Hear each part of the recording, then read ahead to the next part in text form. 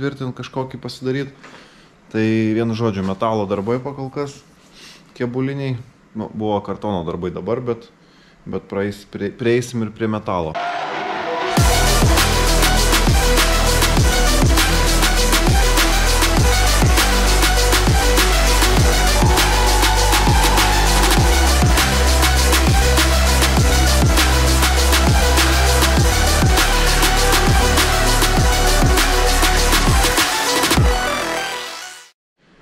Tai va, plyta išvažiavo, tai labai tikiuosi, kad žmogus bus patenkintos, nes man laikė ir man patiko ir viskas buvo gerai su ją, tai tikėkime, kad žmogui nepaves ir viskas bus tvarkoj.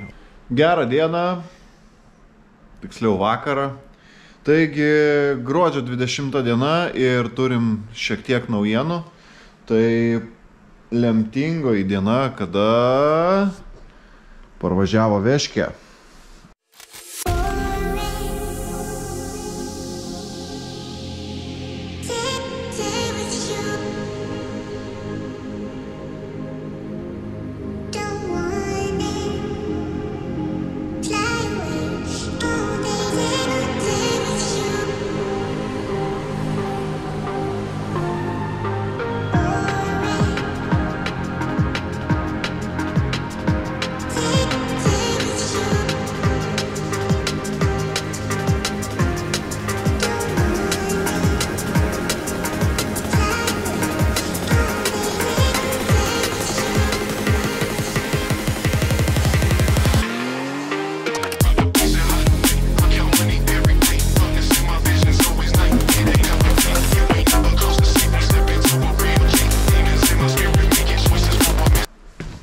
Turbūt net nereikia daugeliu jau sakyti, kokia čia Veškė ir patys turbūt suprantat, kas čia per aparatas. Tai toks lengvas apėjimas.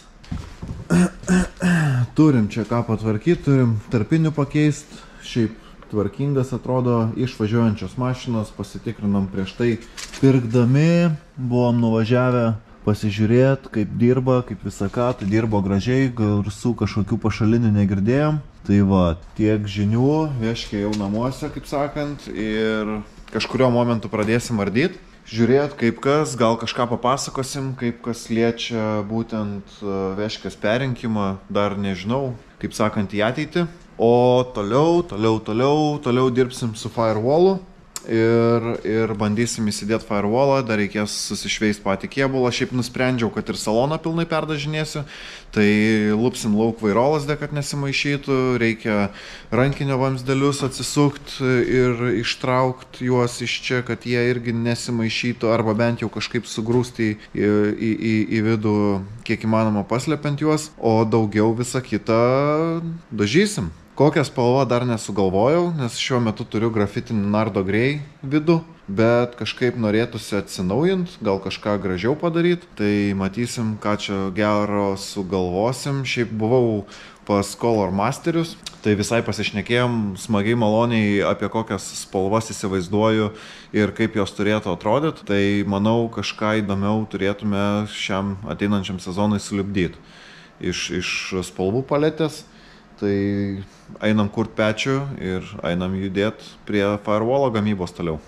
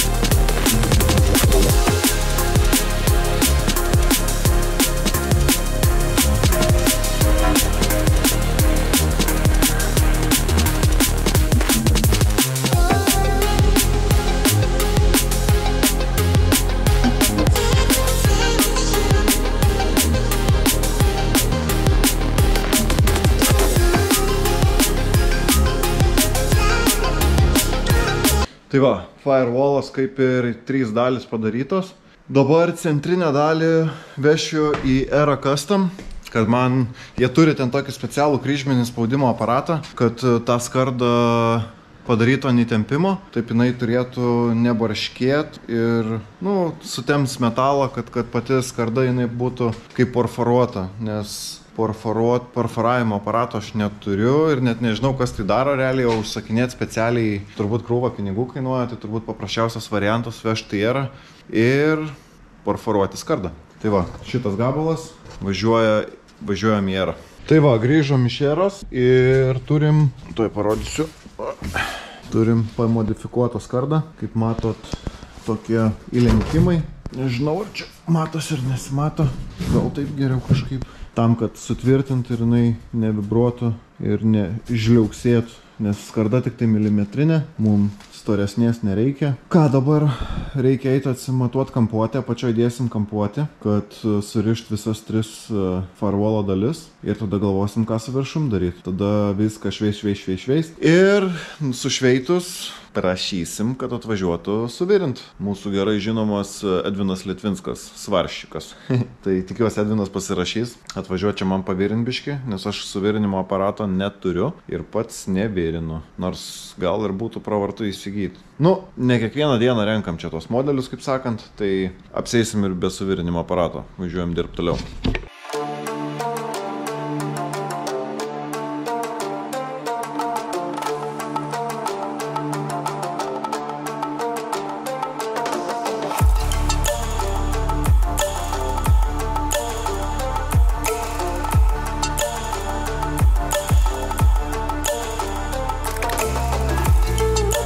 Daugmaž viską kaip ir susimatavom, dedamės ant bulgarkės šveitimo dratinį šepetį ir varom viską šveist. Nežinau, kada čia virinsim, lauksiu žinių iš Edvio, kada jisai turės laiko. Faktiškai labai norėčiau čia viską užsidaryti, užsivirint, kad būtų galima pradėti galvoti apie dažymus visokius. Aišku, dar vairą reikia pasistatyti, bet dėl vairo nežinau. Ar dabar dar suksiu galvą dėl to, kad vis tiek vairolas turėsiu kažkaip galvoti, nes tas gyvulys nelabai ten telpa per vairolas, reikės gimdyti. Tai kiek žinau, dabar biškai pasidomėjau, tai va mūsų kolega čempionas jau kaip ir pasiruošęs kitam sezonui, nors šiaip sakė lygti dar kažką ruošęs. Tai tarp kitko, jeigu norėtumėt kažko tais daugiau iš komandos narių, kas ką veikia žiemos laikotarpiu, tai manau galite rašyti komentarus ir aš manau būtinai pabandysiu suorganizuoti nuvažiavimą iki jų garažų ir arba bent jau gauti iš jų kažkokį feedbacką, ką jie veikia. Tai tokiu atveju galima bus stebėti tiek mano visą eigą ir progresą, tiek komandos narių. Tai kiek žinau, tarp kitko, pats Edvinas Litvinskas darosi naują kėbulą. Nežinau, ar spės kitiem metam, greičiausiai ne, nes ten tikrai daugiau darbo nei man, bet bus įdomu. Tai jeigu norėtumėt kažko daugiau biškį, aš galėčiau bandyti pasišnekėti su chebra ir kažką nufilmuoti ir įkelti jum, kad galėtumėt pasižiūrėti, kaip sekasi kitiem. Aišku, čia turbūt labiausiai įdomu, kaip čempionui sekasi pačią mašiną tvarkytis. Tai jeigu jums įdomu, rašykite komentarus ir būtinai kitam video pasimatys, manau, ką veikia visi kiti arba bent jau tie, kurie norės pasifilmuoti. Tai va, važiuojam dabar šveist ir dirbam toliau.